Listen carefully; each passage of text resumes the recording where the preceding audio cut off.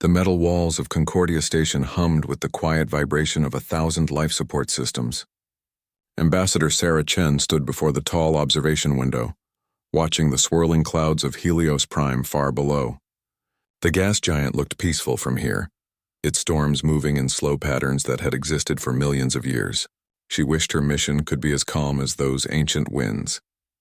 Behind her, the delegation from Earth prepared for the most important meeting in human history. 30 years ago, humanity had figured out how to travel faster than light. For 3 decades, they had explored nearby stars, built colonies on distant worlds, and wondered if they were alone. Then they found the Galactic Council. The Council was old, so old that some of its member species had forgotten what their home planets looked like. 47 different alien races worked together, sharing technology and resources across 10,000 star systems. They had ships that could crack planets open like eggs. They had weapons that made human nuclear bombs look like children's fireworks. And they had rules. Sarah had spent 5 years learning those rules. She had studied the languages, the customs, and the long history of the Council. She knew which species valued honor above all else, and which ones would lie without thinking twice. She understood their fears and their pride. Most importantly, she believed that humans could find a place among them. Her assistant, James Park, walked up beside her. He was young, barely 30, but brilliant. He had been with her through every negotiation. "They're ready for us," James said quietly. "The council chamber is open." Sarah nodded. She turned away from the window and straightened her formal jacket. It was simple and blue with the Earth symbol on the shoulder. No weapons, no armor, just cloth and hope. The council chamber was enormous. It had to hold representatives from 47 different species. Some breathed oxygen like humans. Others floated in tanks of liquid methane. A few existed as clouds of gas, their thoughts translated by machines into words the others could understand. At the center sat the 3 most powerful members. The Vextar looked like living crystals, their bodies reflecting light in rainbow patterns. They were the oldest species in the council, and they treated younger races like children. The Krolathi were different.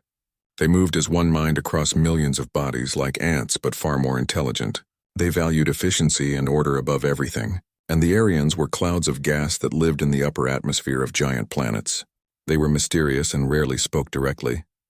Sarah walked to the speaking platform. Her footsteps echoed in the vast space. Hundreds of eyes, sensors, and other organs she couldn't name watched her approach. "Honored Council," she began, her voice steady. "I come before you representing Earth and all of humanity. We seek membership in this great federation. We bring our knowledge, our resources, and our desire for peace." A Vextar representative spoke. Its voice sounded like wind chimes. "We have studied your species, Ambassador Chen. Your history troubles us. You have known space travel for only 30 years, yet you have fought wars for your entire existence. Your people cannot even unite your own planet. How can we trust you with the responsibility of galactic citizenship?" Sarah had expected this. It's true that humanity has known conflict, but we have also known great cooperation. We've overcome diseases, explored hostile environments, and created beauty in art and music. Our very diversity makes us adaptable. We learn from our mistakes. The Krolathi spoke next. Its voice was like thousands of whispers at once. "Adaptable, yes, too adaptable perhaps. You change too quickly. You cannot be predicted. This makes you dangerous." For 3 weeks, the negotiations continued. Sarah presented Earth's achievements and addressed every concern. She was patient even when the council was rude. She was respectful even when they showed no respect in return. Slowly, she felt progress being made. Some of the smaller species began to speak in favor of humanity. The tide was turning. Then everything changed. Sarah was in her quarters when James burst through the door. His face was pale. "There's been an attack," he said, his voice shaking. "A Krolathi colony. 12,000 dead. They're saying it was us." Sarah felt her blood go cold. "That's impossible. We don't have military forces in that sector." "Show me the evidence." The evidence was damning. Weapon signatures that matched human technology.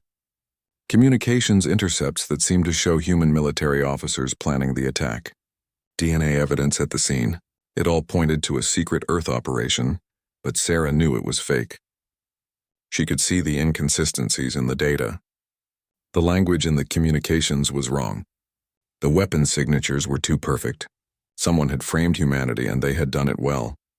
We need an independent investigation, Sarah insisted when she was called before the council the next day. This evidence has been manufactured. Give us time to prove our innocence. The Vextar leader's crystalline body flashed with angry red light. Time? 12,000 Krolathi are dead. Their hive mind is damaged beyond repair. You ask for time when you have committed genocide? We didn't do this! Sarah's voice rose despite her training. Someone is trying to destroy the chance for peace. Can't you see that? But the council had already decided. They needed to show the galaxy that they were strong. They needed to make an example. Humanity was young and weak. They were perfect for that purpose. The trial lasted 1 day. Sarah was not allowed to call witnesses from Earth. Her evidence of inconsistencies was dismissed. The vote was 42-5. Guilty of conspiracy to commit genocide. The sentence was death. Sarah was given 1 hour to record a final message. James helped her set up the encrypted transmission. Her hands didn't shake as she faced the camera. To the people of Earth, she began, "If you're watching this, then I'm gone. I want you to know that I did everything I could for peace. I believed in the possibility of understanding between different species. I still believe in it even now." She paused, choosing her next words carefully. "But I also want you to know the truth. The evidence against us was false. We did not attack the Krolathi. This trial was not about justice. It was about fear and power. The council has shown its true nature today." Sarah looked directly into the camera. "Don't let anger make you into what they fear. Don't become the monsters they say you are. But don't forget what happened here. Remember that in this galaxy, peace only exists when backed by strength. Remember me. Remember what they did. And make sure it never happens again." James encrypted the message and sent it through every channel he could access. Then the guards came. They took Sarah to the execution chamber. The method was called molecular disintegration. It was supposed to be painless. The council broadcast it live across every system they controlled, a warning to any species that might challenge their authority. Sarah Chen stood straight and calm as the machine powered up. She thought about Earth, about the blue oceans and green forests of home. She thought about all the people who had believed in her mission. She hoped they would find a better path forward. Her last thought was simple and clear. They will remember this day. The machine activated. Ambassador Sarah Chen, humanity's first representative to the Galactic Council, ceased to exist. The broadcast went out to 10,000 star systems. The Council believed they had sent a clear message about the cost of defying them. They had no idea what message humanity would receive. Back on Earth, in the United Government headquarters in Geneva, officials watched the execution in silence. Some wept, others sat frozen in shock. Admiral Marcus Webb, Supreme Commander of Earth's combined fleet, watched with cold eyes that missed nothing. When it was over, he stood up slowly. Around him, people were beginning to speak, their voices rising in anger and grief. Webb raised one hand and the room fell silent. "Get me every fleet commander," he said quietly. "Get me the Security Council. Get me the President. And get me Sarah Chen's encrypted message." Someone asked what he was planning. Webb's expression didn't change. "We're going to show them what happens when you murder our ambassadors.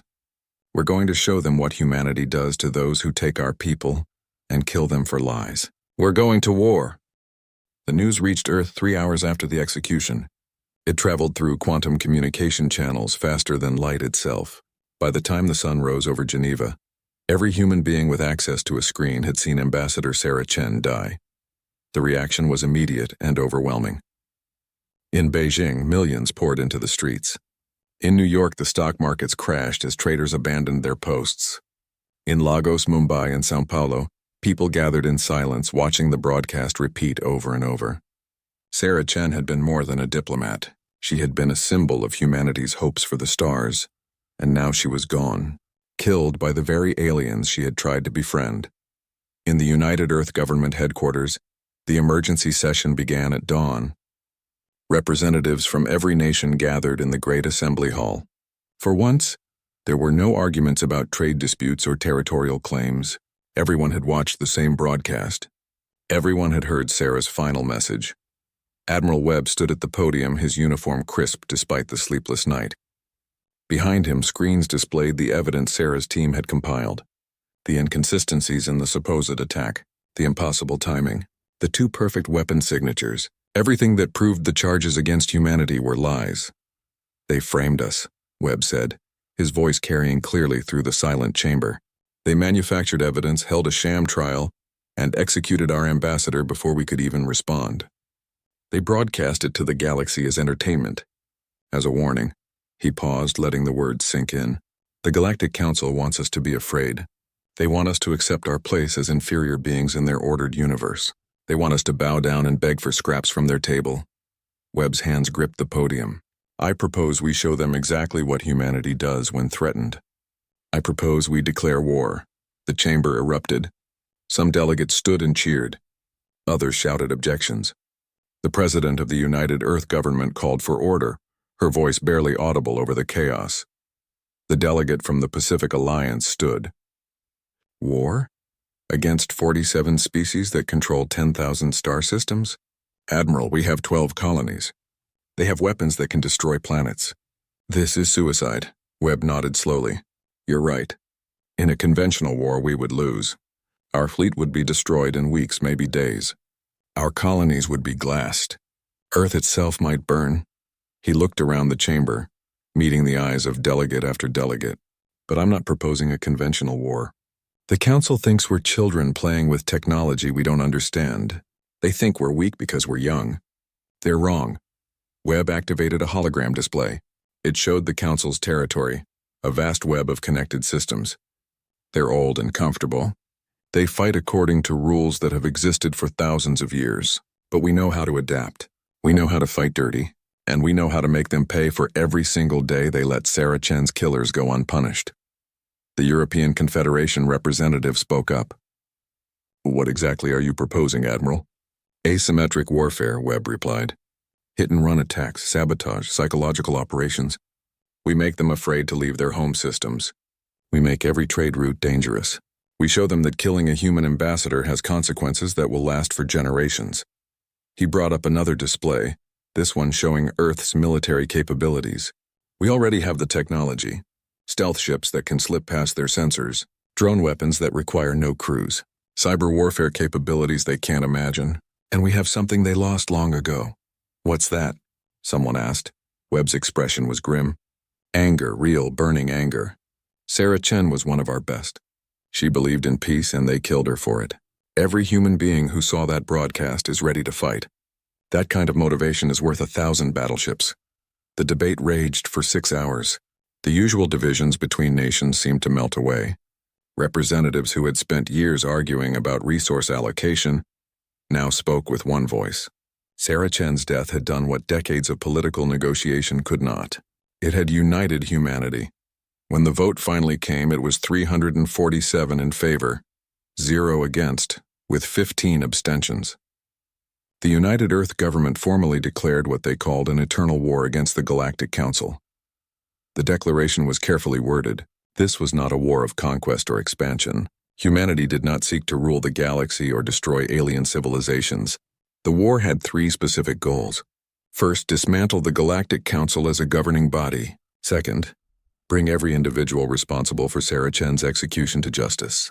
Third, ensure that no species would ever again face such injustice. The declaration gave all human civilians in Council space 30 days to evacuate. Any human who remained after that period did so at their own risk.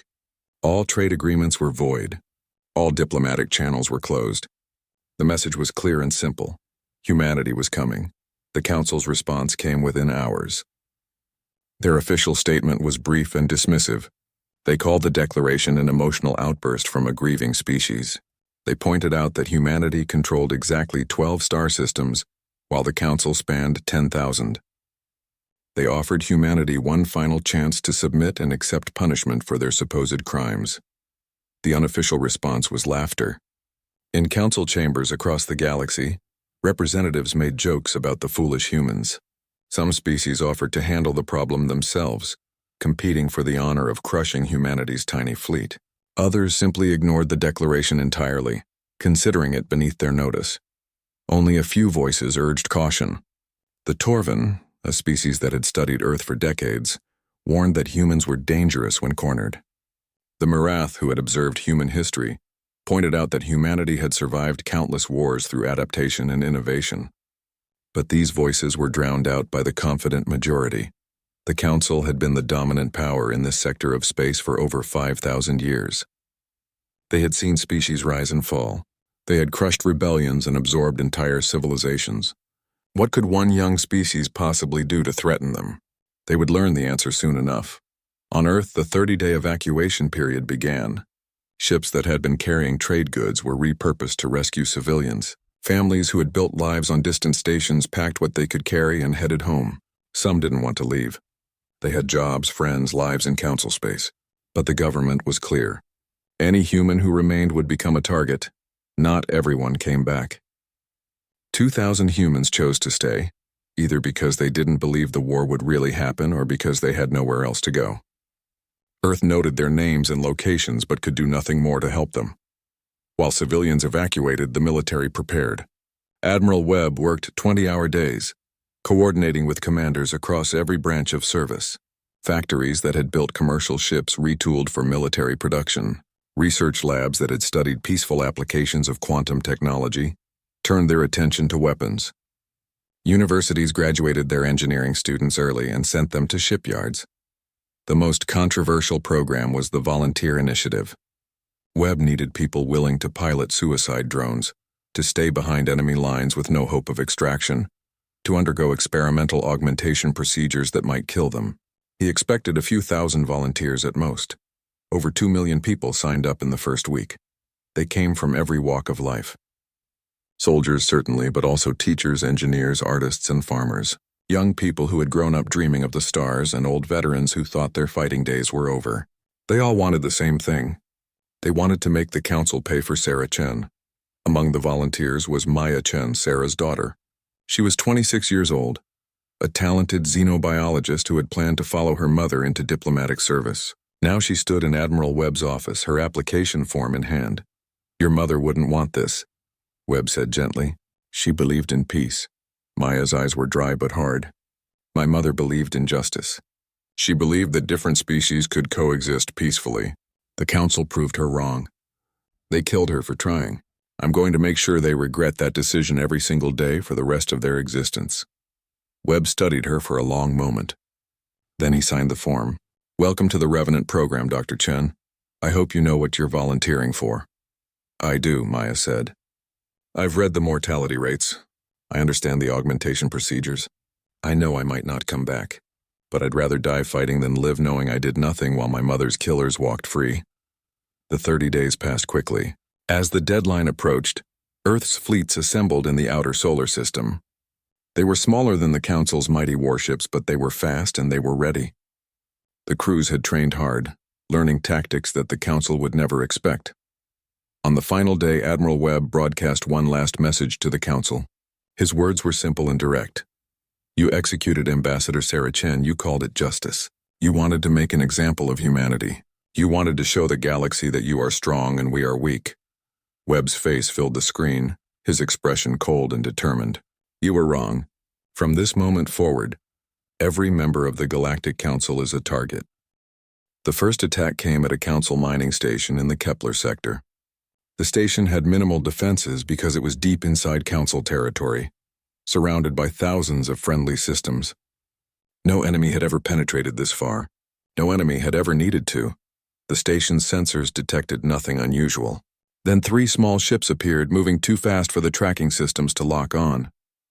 Before the defenders could react, the ships crashed directly into the station's reactor core. The resulting explosion killed 1,200 workers and left the sector without refined metals for 6 months. The ships had been piloted by human volunteers. They were dead before they felt the explosion. The Council sent a battle fleet to Earth's nearest colony in retaliation. They expected to find it defended by humanity's pitiful military. Instead, they found the colony completely empty. Every human had evacuated days earlier, taking everything of value with them. The fleet glassed the abandoned world anyway, turning it to radioactive slag as a message. While they were busy destroying empty buildings, human strike teams hit 6 different Council worlds. Supply depots exploded. Communication satellites went offline. Government officials disappeared from their homes, never to be seen again. The Council fleet returned to find chaos in their own territory. This became the pattern. The Council won every major battle. They destroyed human ships, glassed human colonies, and celebrated their victories. But for every human base they destroyed, a dozen Council facilities went offline. For every human ship they killed, a supply convoy disappeared. The war was everywhere and nowhere. The humans didn't fight fair. They couldn't afford to. Instead, they became something the Council had never encountered before. They became a nightmare that struck without warning and vanished before retaliation could come. Admiral Webb coordinated the effort from a command ship that never stayed in one place for more than 3 days. He used the Council's own communication networks against them, inserting false orders and misleading intelligence. He studied their response times and found the gaps where human ships could slip through. Most importantly, he made sure that the war hurt. The economic damage was staggering. Trade routes that had operated safely for centuries now required military escorts. Insurance costs skyrocketed. Entire sectors shut down because companies couldn't guarantee safe passage. The Council's member species began to suffer as goods became scarce and expensive. Then the biological weapons started appearing. The humans had studied every species in the Council, learning their weaknesses and vulnerabilities. Diseases tailored to specific alien biology began spreading through Council worlds. None were designed to be fatal, just debilitating enough to overwhelm medical systems and create panic. The Vextar, those ancient crystalline beings, found their carefully controlled environments contaminated with vibrations that shattered their young before they could mature. The Kralathi discovered that their hive minds could be disrupted by electromagnetic pulses at specific frequencies, leaving isolated drones confused and helpless. The Aryans, the gas-dwelling ancients, faced atmospheric poisons that forced them to abandon entire planets. But the most terrifying development was the Revenants. These were human volunteers who had undergone augmentation procedures that pushed the limits of what a body could survive. They were modified to operate in environments that would kill ordinary humans. Their neural implants made them think faster. Their enhanced muscles made them stronger. Their modified organs let them survive radiation, vacuum, and toxic atmospheres. Maya Chen was among the first generation of Revenants. The procedures had taken 6 months and nearly killed her 3 times. When she emerged from the medical bay, she barely recognized herself in the mirror. Her eyes had been replaced with mechanical versions that could see in wavelengths no human had evolved to perceive. Her bones were laced with metal alloys stronger than anything nature had designed. Her blood carried nanomachines that could seal wounds and fight off alien diseases. She was no longer fully human. She was a weapon designed for one purpose, to hurt the Council where it felt safest. Her first mission was an assassination. A Vextar Council member who had voted to execute Sarah Chen lived on a heavily defended world deep in Council space. The planet had defense satellites, orbital platforms, and a garrison of 50,000 troops. It was supposed to be impregnable. Maya infiltrated the world inside a cargo container, surviving 4 weeks in suspended animation. She moved through the capital city like a ghost, her enhanced body requiring minimal food or sleep. She studied her target's routines, learning every detail of his life. Then on a night when both moons were dark, she entered his home. The Vextar woke to find her standing over his crystalline form. His guards were already dead, killed silently in rooms nearby. "You voted to kill my mother," Maya said quietly. Her voice was calm, almost conversational. "Ambassador Sarah Chen, do you remember her?" The Vextar's color shifted to a terrified blue. "That was months ago. It was the Council's decision, not mine alone. I was following procedure." "I know," Maya replied. "You all were. That's why I'm here. To show you that following unjust orders has consequences. To show you that humanity remembers." She activated a device that emitted a frequency specifically calibrated to shatter Vextar crystal structure. The Council member's body began to fracture, cracks spreading through his form like lightning. It was not quick and it was not painless. Maya watched without expression until it was over. Then she left the way she had come, vanishing into the city's shadows. By the time the body was discovered, she was already off-planet, heading toward her next target. Stories of the Revenants spread through Council space like a plague. They became ghosts, monsters, demons in the dark. Council officials began sleeping in secured bunkers. They traveled with heavy guards. Some refused to leave their home worlds at all. The psychological impact was enormous. The Council had always been the hunters. Now they were prey. The cyber warfare was equally devastating. Human hackers, their minds enhanced with neural implants, penetrated council networks that had been considered impossible to breach. They stole secrets, deleted records, and inserted false information. Council military fleets found themselves responding to phantom threats while real attacks went unnoticed. Financial systems crashed, erasing centuries of economic data.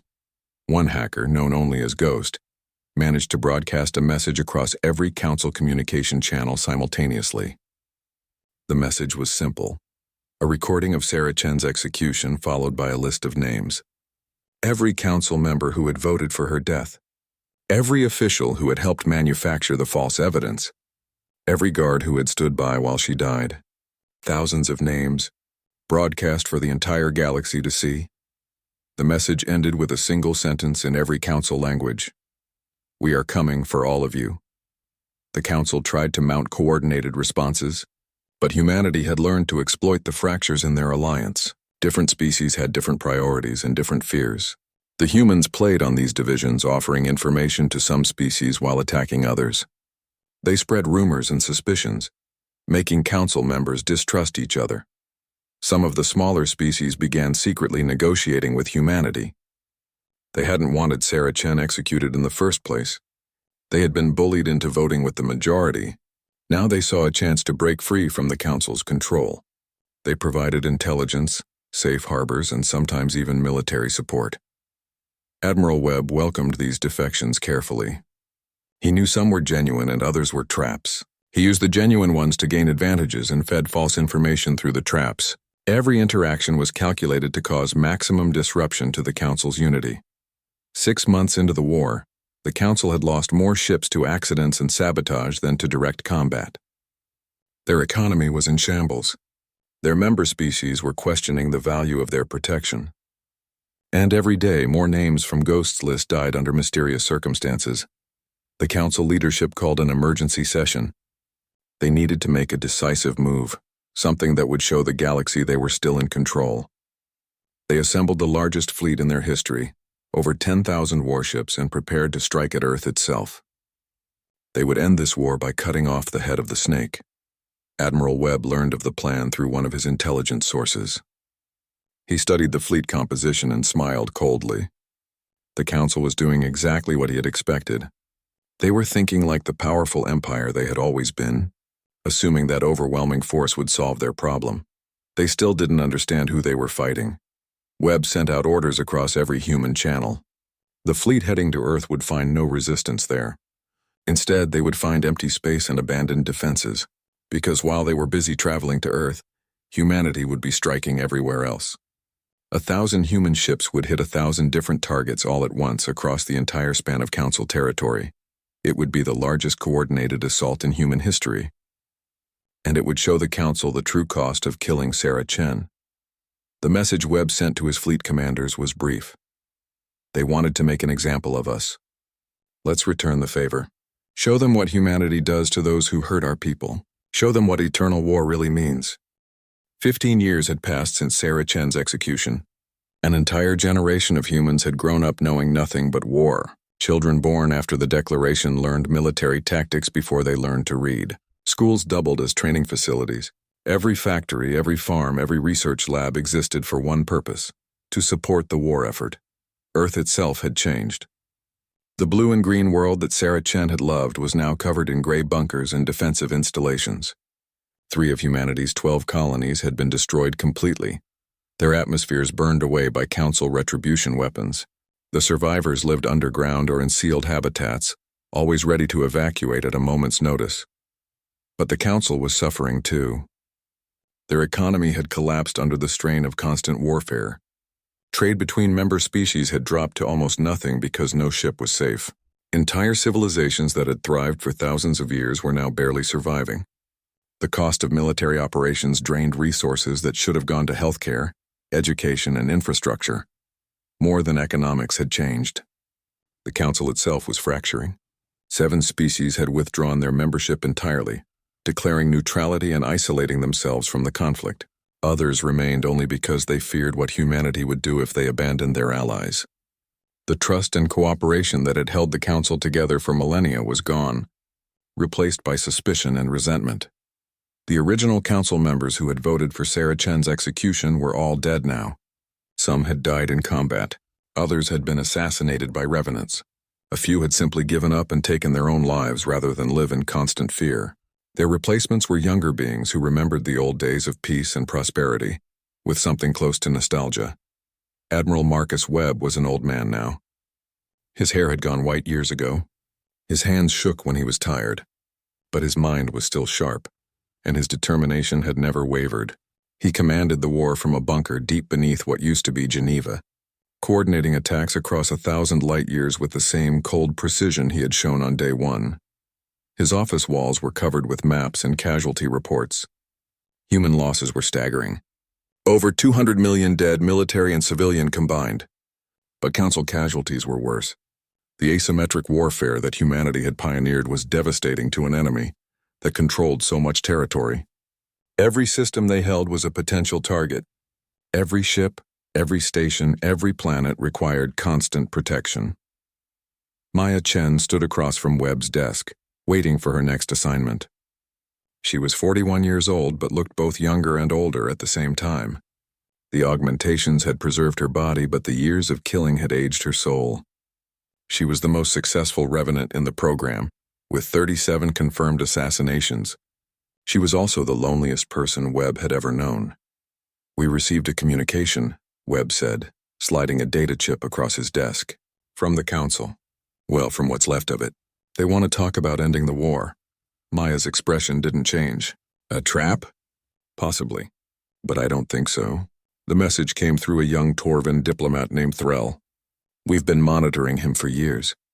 He's genuine. He wants peace, and there can't be peace," Maya said flatly.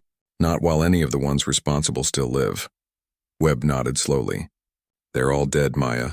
Everyone who voted to execute your mother. Everyone who manufactured the evidence. Everyone who stood by and watched. We've killed them all." The ones running the council now weren't even in power 15 years ago. They inherited this war.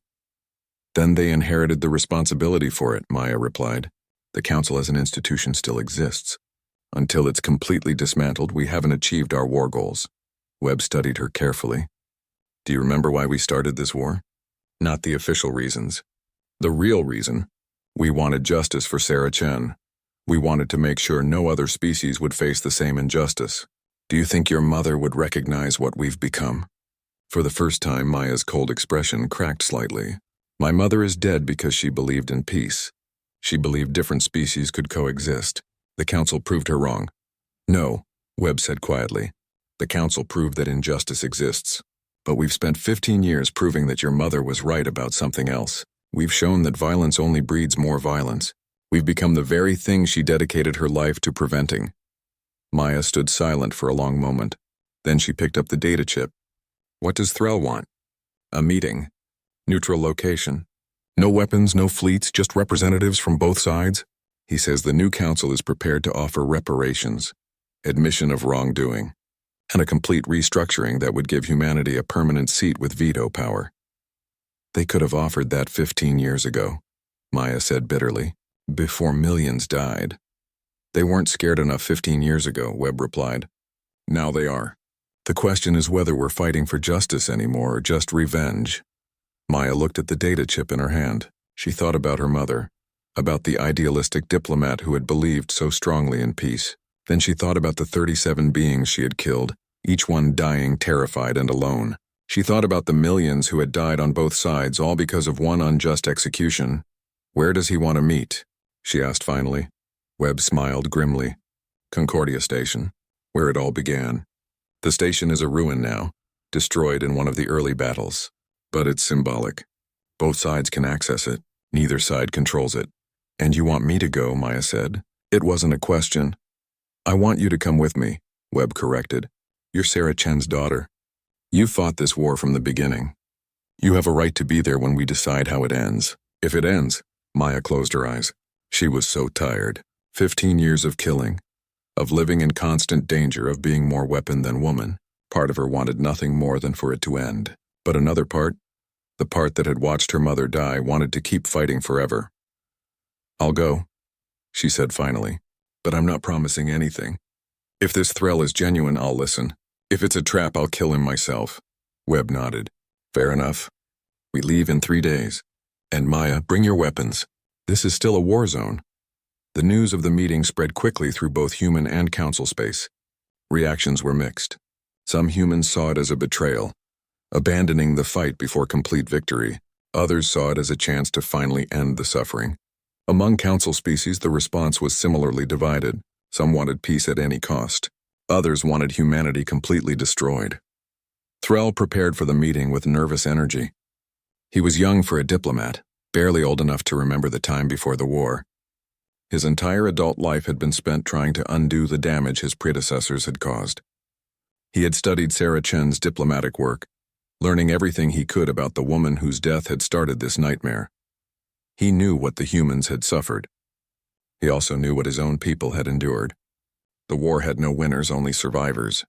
If this meeting failed, he believed both sides would fight until nothing remained but ash and regret. On the appointed day, 2 small ships approached the ruins of Concordia Station. One carried Admiral Webb and Maya Chen. The other carried Threll and his small delegation. Both ships were unarmed as agreed, though both crews knew that weapons could materialize from hidden fleets in seconds if the meeting went wrong. The station was a ghost. 15 years of war had left it a burned shell, its corridors open to vacuum, its systems dead.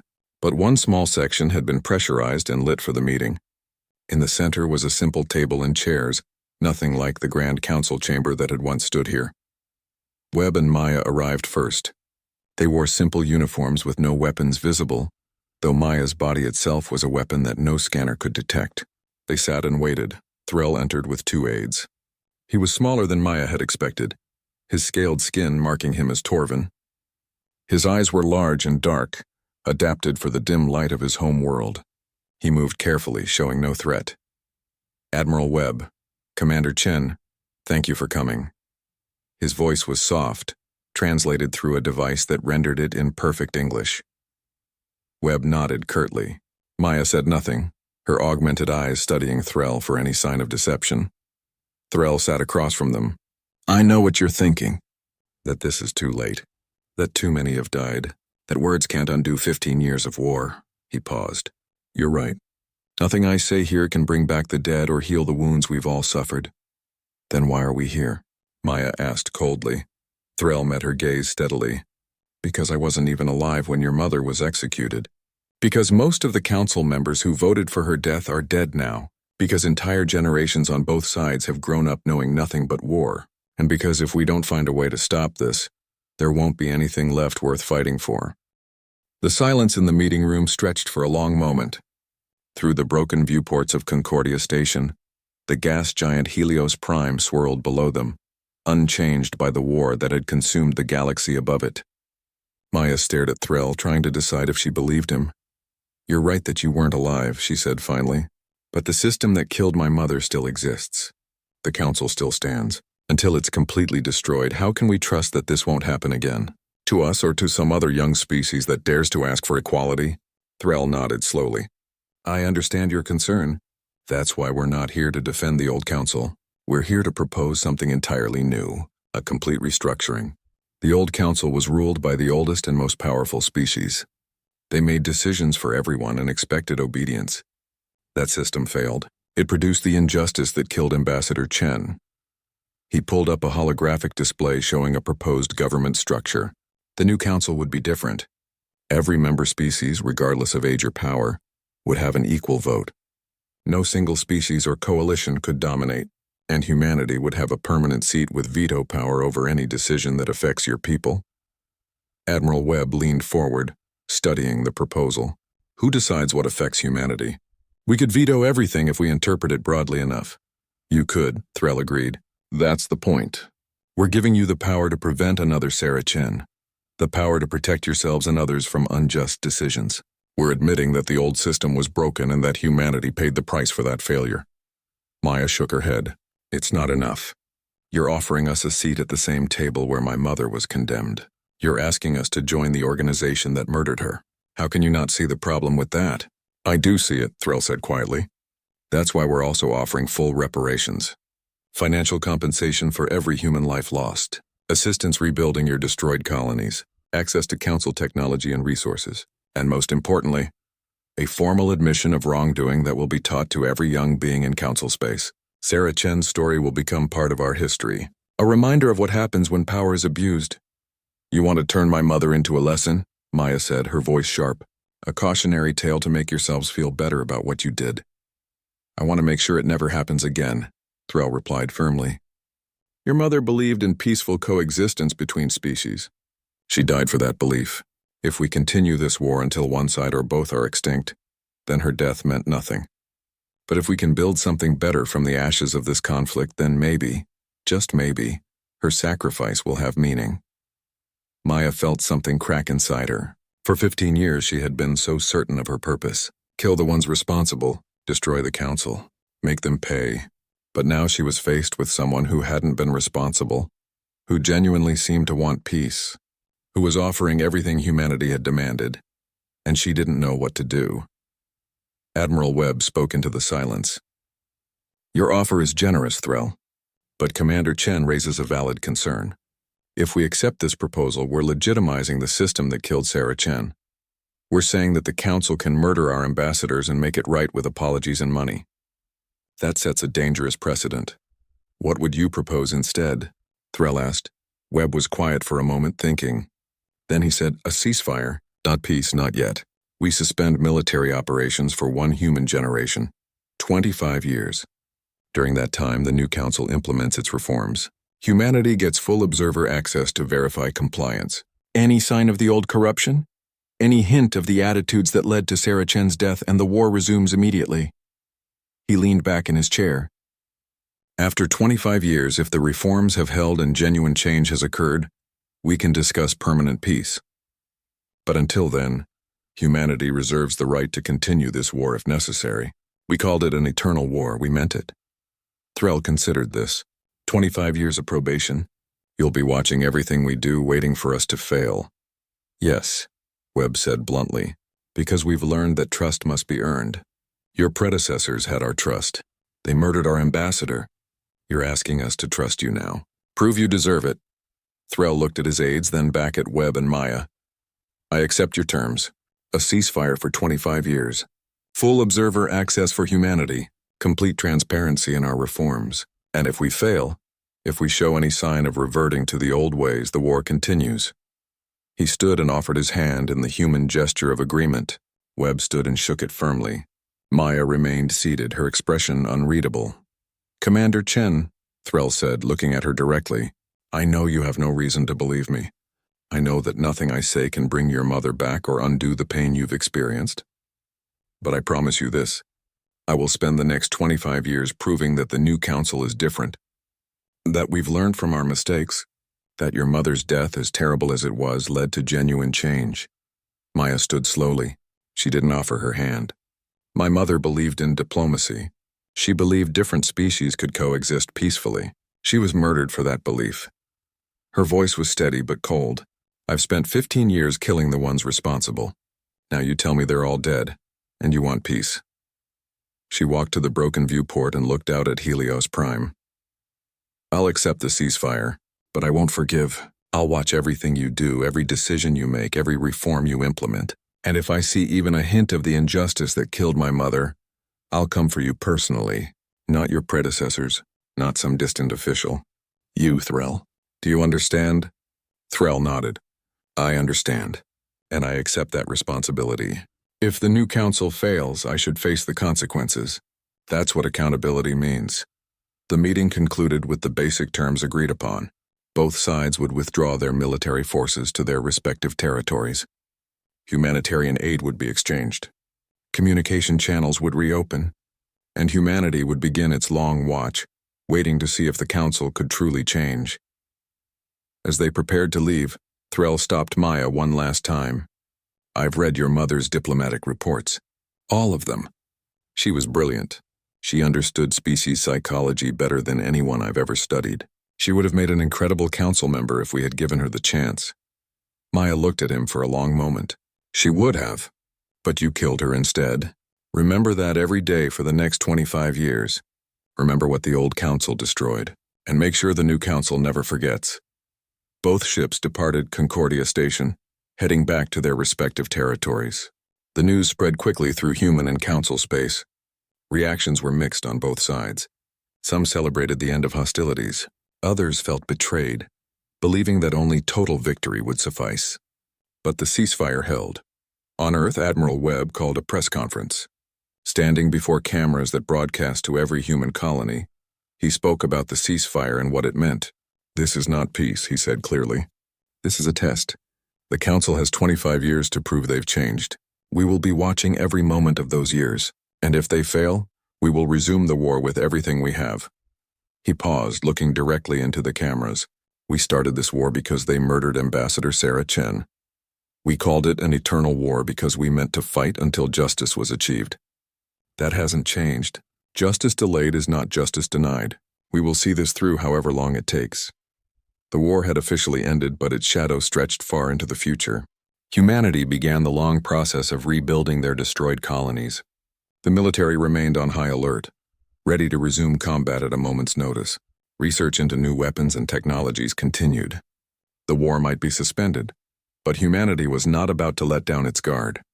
The Council, for its part, began implementing the promised reforms. Species that had been marginalized for centuries suddenly found themselves with equal voting rights. The powerful old species that had dominated for millennia had to learn to share authority. It was painful and chaotic, but it was real change. Threll became the primary liaison between the Council and humanity. He worked 20-hour days, coordinating reforms and ensuring that human observers had access to everything they requested. He knew that any mistake, any sign of the old corruption would restart the war. The pressure was enormous, but he carried it willingly. Maya Chen took charge of the Human Observation Program. She was the most qualified person for the job and the most motivated to find any sign of deception. She traveled constantly through Council space, inspecting reforms and interviewing beings from every species. She was looking for any hint that the old attitudes remained, any suggestion that the Council saw the reforms as temporary. She found none. To her surprise and frustration, the new Council seemed genuine. They had learned from the war. They understood that the old ways had led to disaster. They were actually trying to build something better.